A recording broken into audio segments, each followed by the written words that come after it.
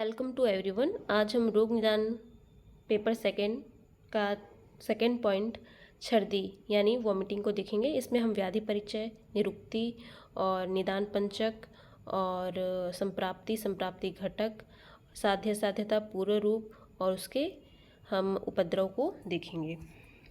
तो व्याधि परिचय की बात करें तो आयुर्वेद ग्रंथों में छर्दी रोग का स्वतंत्र रूप से वर्णन प्राप्त होता है। यह अनेक रोगों के लक्षण और उपद्रव के रूप में मिलती है। जब बिना किसी रोग के लक्षण व उपद्रव के छर्दी उत्पन्न होती है तब उसे छर्दी रोग की संज्ञा दी जाती है। ठीक है। अमाशय में स्थित कफ पित्त युक्त अन्न का मुख द्वारा बाहर आना छर्दी कहलाता है। इसमें वमन, हल्लास आदि अमाशय जन्य विकृति उत्पन्न होती है। अतः इस प्रकार कह सकते हैं कि मुख मार्ग से प्रवृत्त अन्न दोष छर्दी कहलाता है। निरुक्ति इसकी छर्द वमने धातु में ऋच प्लस इन प्रत्यय से छर्दी शब्द बनता है। आचार्य चक्र प्रणाली के अनुसार ऊर्ध्व मार्ग से प्रवृत्त अति प्रवृत्त दोषों का बाहर निकलना छर्दी कहलाता है। व्याधि का निदान पंचक देखिए, मतलब छर्दी किस कारण होती है, वोमिटिंग हमें किस कारण होती है, उसके निदान सेवन क्या क्या है, तो ये सब आप दे सकते हैं। अति द्रव, अति स्निग्ध तथा आहत अन्न का सेवन करना, अति लवणयुक्त भोजन तथा अति मात्रा में अकाल भोजन करना, आम दोष की उपस्थिति तथा अध्ययन करना, अति श्रम भययुक्त उद्वेग युक्त भोजन होकर भोजन करना, अजीर्ण तथा कृमि युक्त कोष्ठ, गर्भावस्था के कारण अति द्रुत होकर अन्न ग्रहण करना, इन सभी के कारण हमें छर्दी होती है। तो ये याद होना चाहिए। विशिष्ट निदान देख सकते हैं। वातज छर्दी, पित्तज छर्दी, कफज छर्दी, सन्निपातक छर्दी और दिष्टार्थ संगज संयोगज छर्दी। इसको एक बार पढ़ लीजिएगा, टेबल है। इससे संप्राप्ति घटक देखें तो दोष की बात करें तो वात कफ प्रधान रहते हैं और त्रिदोष तो रहते ही हैं। ठीक है।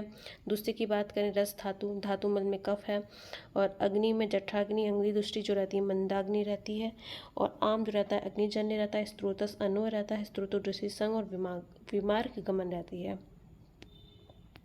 संप्राप्ति चक्र यानी पैथोजेनेसिस को देखें तो निदान सेवन करेंगे, दोष प्रकोप होगा, उसमें वात कफ की अधिकता रहती है।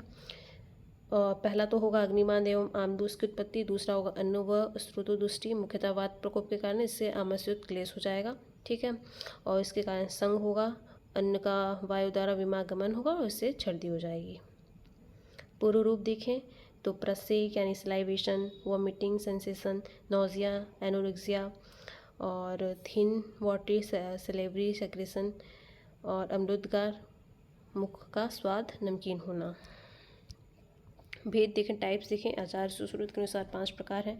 वातज, पित्तज, कफज, सन्निपातक, द्विष्टार्थ संयोगज, चरक व आगंतुक छर्दी सुश्रुत। ठीक है। आचार्य सुश्रुतानुसार आगंतुक छर्दी विभत्सजा, दोहदजा, आमजा, असात्म्यजा, कृमिजा। क्लिनिकल फीचर देखें इसके।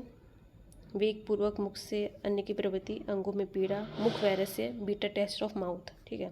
विशेष लक्षण वार्तिक छर्दी में हृदय तथा पास में वेदना, मुख सोज और वेग युक्त डकार सशब्द निकलना, ये सारे हैं, पढ़ सकते हैं आप लोग। वैसे ही पित्त छर्दी में मूर्छा, पिपासा, मुख सोज, ये सब है। और कफज छर्दी में तंद्रा, मुख का मधुर स्वाद होना, कफ प्रसेक, भोजन से संतोष या तृप्ति, अति निद्रा देख सकते हैं। सन्निपात छर्दी उदर स्थूल होगा, पेन इन एब्डोमेन, अन्न का उचित परिपाक ना होना, भोजन में अरुचि, दाह तथा तृष्णा, श्वास लेने में कठिनाई, डायबिटीज़, ये सारे मतलब लक्षण उत्पन्न होंगे।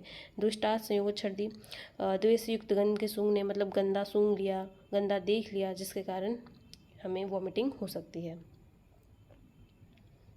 सुश्रुत के अनुसार उदरशूल, हल्लास का अत्यधिक होना और कृमिज, हृदरोग सम लक्षण। साध्यता की बात करें तो यदि वमन रोग से पीड़ित व्यक्ति क्षीण है, वमन का वेग अधिक रूप से निकलता है, वमन के सभी उपद्रवों का उपस्थित होना, वमन का चंद्रिका युक्त होना।